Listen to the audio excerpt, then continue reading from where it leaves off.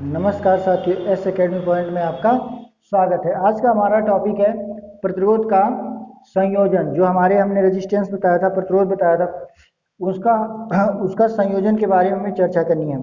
अब देखो क्या होता है कि जब हम कोई सर्किट या कोई परिपथ बनाते हैं, जैसे मान लो हमने ये सर्किट आपके सामने बनाई। अब इसमें क्या हुआ, एक ऐसे एक दो ऐसे करके प्रतिरोध जोड़ दिए। कहने का मतलब किसी परिपथ में एक या एक से अधिक प्रतिरोध जब हम जोड़ते हैं तो उनका जोड़ने का कुछ क्रम होता है। ऐसा नहीं कि कहीं भी लगा दिए, कैसे भी लगा दिए। जब आप उनको जोड़ोगे तो वो क्या कहे जाएंगे। देखो, जोड़ने की दो स्थितियां होंगी मोस्टली।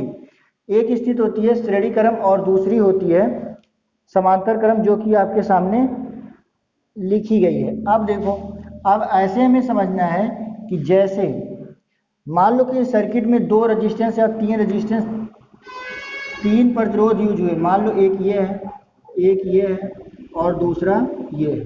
इसका नाम दिया R1, इसका नाम दिया R2 और इसका नाम दिया R3। ठीक है। अगर अब यहाँ पे ये सारे पॉइंट्स हैं, बिंदु बना दिए मैंने। ठीक है। अगर पहले रेजिस्टेंस का, पहले प्रतिरोध का जो आखिरी एक मतलब सिरा है, दूसरे वाले प्रतिरोध के सिरे से जुड़ा होगा, दूसरा वाला सिरा तीसरे प्रतिरोध के सिरे से जुड़ा होगा, तो उसको हम कहेंगे कि ये जो प्रतिरोध हैं ये जुड़े हैं समांतर से, उसमें श्रेणी क्रम में। ऐसे ये कई बार ऐसे, जैसे मान लो हमने ऐसे बना दिया, एक ऐसे, इसको R1 कह दिया, इसको R2 कह दिया।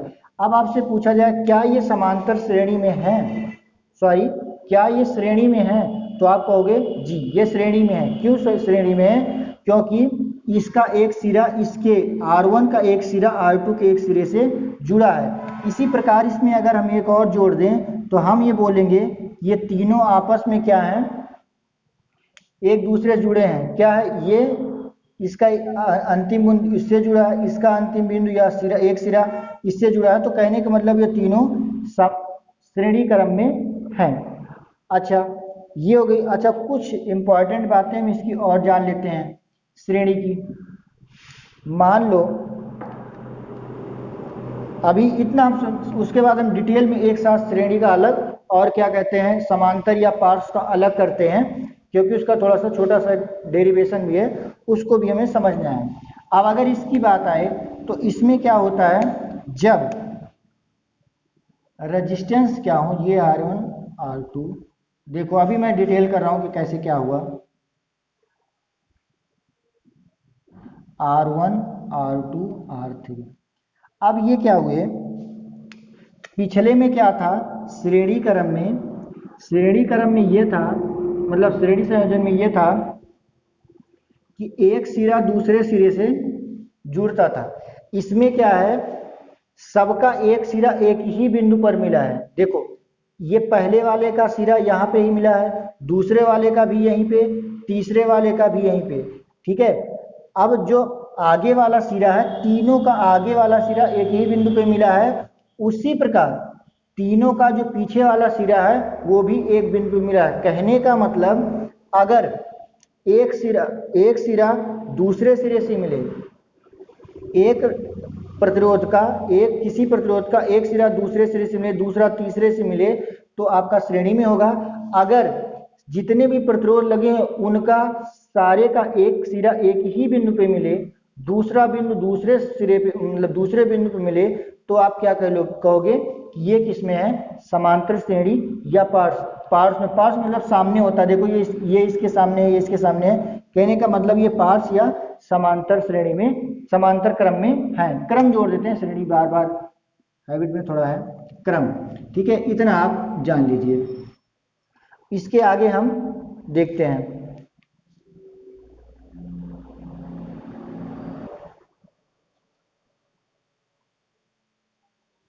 हाँ साथियों, देखो अब हम श्रेणी क्रम के बारे में थोड़ा सा और डिटेल में चर्चा करते हैं। हमने एक परिपथ बनाया, इस परिपथ में क्या है, तीन प्रतिरोध लगे हैं जो आपको ऐसे दिखाई दे रहे हैं। ये आपकी एक बैटरी लगी है, ये की है, की के द्वारा या स्विच कह सकते हो, ये क्या काम करेगा, इस अगर आप ऐसा साइन सिंबल बना है तो इसका मतलब आप ये समझोगे कि इसका मतलब ये है कि बंद परिपथ है। अगर यही डॉट मैं हटा दूं तो इसका मतलब ये हो जाएगा कि एक खुला परिपथ है। ठीक है, कहने का मतलब अब इसमें धारा का प्रवाह हो सकता है। ये आपका एमीटर है और ये वोल्ट मीटर दिखाया गया। अभी इसमें पहले क्या होगा कि हम वोल्ट मीटर को लिए और इसके अक्रॉस ऐसे, जैसे यहाँ पे क्या किया गया है कि वोल्ट मीटर को x और a R1 के अक्रॉस, R1 के सामने या R1 पर कितना विभवांतर है वो पहले मापा गया है, फिर R2 का मापा गया, R3 का। ऐसे हम क्या करेंगे कि x1 और x और y के बीच में विभवांतर कितना है उसको हम वोल्ट मीटर की सहायता से ज्ञात करेंगे। तो जब हम ज्ञात करेंगे तो ये पाएंगे कि मान लो V है। ठीक है, अब उसके बाद हम क्या करेंगे, अलग अलग तीनों का एक बार इसके सामने लगाएंगे, फिर इसके सामने, फिर इसके सामने, और तीनों का अलग अलग माप करेंगे। तो हमने पहले का मान लिया V1 है, दूसरे का मान लिया V2 है और तीसरे का मान लिया V3 है। ठीक है, अब देखो आपको पता है ओम्स लॉ के according V equal to IR होता है। ठीक है, तो हम क्या करेंगे, अब यहाँ हो गया I इंटू R।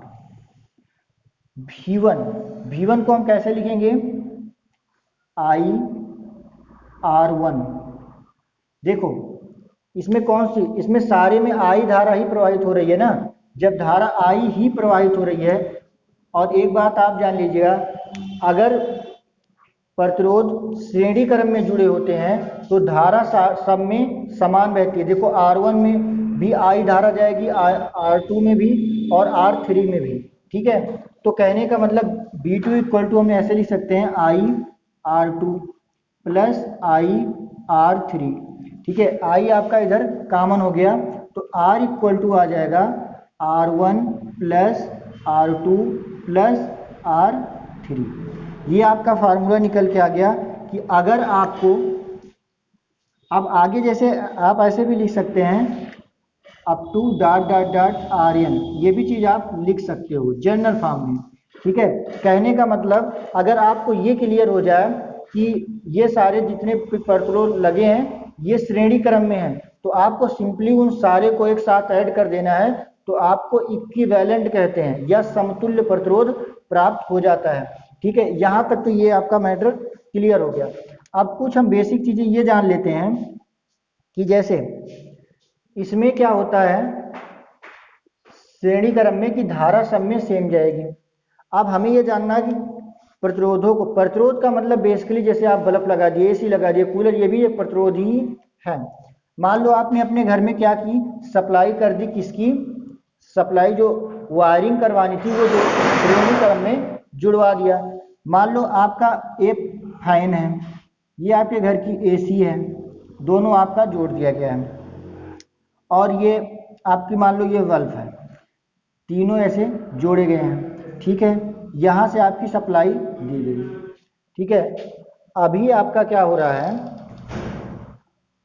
कि ये लाइट है, लाइट को ज़्यादा कम धारा की आवश्यकता होगी, फैन को कुछ ज़्यादा, एसी को बहुत ज़्यादा। लेकिन अब इसमें क्या है कि जो धारा इसको लाइट को मिलेगी वही धारा फैन को मिलेगी और एसी को। क्यों? क्योंकि हमने बताया कि अगर कोई प्रतिरोध या श्रेणी क्रम में जुड़ा होता है तो समान धारा प्रवाहित होती है। तो अब मान लो हमने जितना लाइट को या बल्ब को जलने के लिए धारा की आवश्यकता थी उतना हमने इसको दिया, अब उतने में फैन और क्या कहते हैं आपका एसी तो चलेगा नहीं। और अगर आपने ऐसा कर दिया कि इतनी धारा दी जिससे एसी चल गया तो आपका ये दोनों जल जाएगा। एक दिक्कत, एक पहली प्रॉब्लम। दूसरी प्रॉब्लम, मान लो आपने क्या किया, ऐसा कुछ नहीं किया, आपने सब बल्ब ही जोड़ दिए। मान लो सारी की सारी आपकी बल्ब ही हैं, क्या है, बल्ब।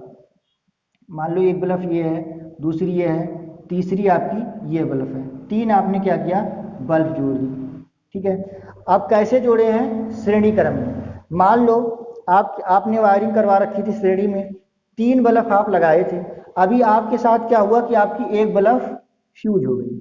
एक बल्ब फ्यूज होने का मतलब क्या होता है कि अब ये ओपन ओपन परिपथ या खुला परिपथ की तरीके काम करने लगेगी। अब कुछ ऐसा बन गया। अब जब यहाँ खुला हो गया तो आप खुले परिपथ में धारा प्रवाहित नहीं होती। अब यहाँ पे जब खुल गया तो आगे धारा जाएगी नहीं। जब आगे धारा जाएगी नहीं तो इसका मतलब ये निकल के है कि ये दोनों बल्ब नहीं जलेंगे। तो श्रेणी क्रम में वायरिंग करवाने का या श्रेणी क्रम में किसी चीज को जोड़ के उसमें धारा प्रवाहित करवाने उसका यूज करने में यही प्रॉब्लम आती हैं। तो आई होप सो आपको ये बातें समझ में आ गई होंगी कि श्रेणी क्रम हमारे लिए अच्छा नहीं है। ठीक है, बहुत कुछ उसके एडवांटेज हैं, लेकिन जो आपकी क्लास में आपके पास आपके स्तर पे जो चर्चा करनी थी वो हम चर्चा कर दिए। इसके बाद हम देखते हैं समांतर क्रम।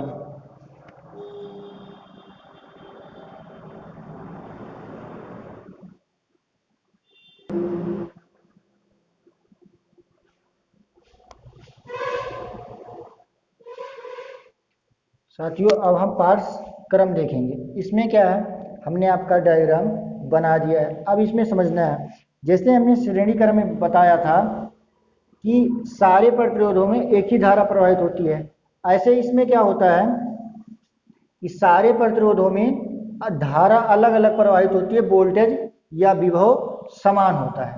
तो देखो, अब यहाँ से आई धारा निकली, ये सेल लगी है, बैटरी लगी है, यहाँ से I1 I2 I3, उसके बाद फाइनली क्या हो गई, फिर आई ही आपको प्राप्त हुई।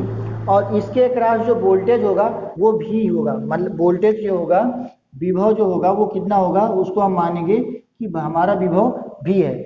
विभव जो होगा, ध्यान रखिए पार्श्व श्रेणी में विभव क्या होगा, जो इसके सामने होगा, मतलब इसके क्रॉस होगा या सामने होगा, वही इसमें भी होगा, वही इसमें। कहने का मतलब तीनों में आपका विभव समान होगा, लेकिन करंट जो होगी, धारा जो होगी वो अलग अलग होगी। लेकिन एक बात यहाँ है कि जितनी धारा निकली थी वो धारा इधर विभक्त हुई, विभक्त होने के बाद फिर क्या हुई, सेम धारा आपको इधर निकल रही है। तो कहने का मतलब जो आई होगा, I = I1 + I2 + I3। अब I को आप क्या लिख सकते हो, V/R। I1 को क्या लिख सकते हो, V/R1 + V/R2 + V/R3। इसको जब सॉल्व करोगे तो 1/R = 1/R1 + 1/R2 + 1/R3। ये आपका फार्मूला निकल के आ गया। कब के लिए, जब आपका प्रतिरोध समांतर या पार्श्व क्रम में हो। अच्छा, इसका कुछ एडवांटेज, बहुत अच्छा एडवांटेज है। जैसे अगर अपने घर आप वायरिंग करवा देते हो श्रेणी क्रम में, अब मान लो कि ये मान लो एक बल्ब लगी है, समझाने के लिए, एक बल्ब यहाँ लगी है, एक यहाँ, एक यहाँ, तीनों जगह 3 बल्ब लगी है। अब मान लो ये बल्ब फ्यूज हो गई तो यहाँ धारा जाना बंद, लेकिन ये दोनों प्रभावित नहीं होंगी। ठीक है, ये बात इसमें होती है। तो कहने का मतलब, जो आपने देखा होगा दीपावली वगैरह पे झालर लगाए जाते हैं घरों में, आप देखोगे एक फ्यूज होगी लेकिन बाकी सारी जल रही होंगी, ऐसा होता है। तो इसीलिए वो समांतर क्रम में जोड़ी जो रहती हैं या पार्श्व क्रम में जो जोड़ी रहती हैं, तो उनमें क्या होता है, एक फ्यूज जाने से कोई फर्क नहीं पड़ता, बाकी जो होती हैं वो जलती रहती हैं, उनमें धारा का प्रवाह होता रहता है। इतना था। कल इस पे हम कुछ न्यूमेरिकल्स लेंगे कल की वीडियो में, उसके बाद हम आगे बढ़ेंगे। चैनल को लाइक कीजिए, वीडियो को लाइक कीजिएगा, चैनल को सब्सक्राइब कीजिए, ज़्यादा से ज़्यादा शेयर कीजिएगा। Thank you so much.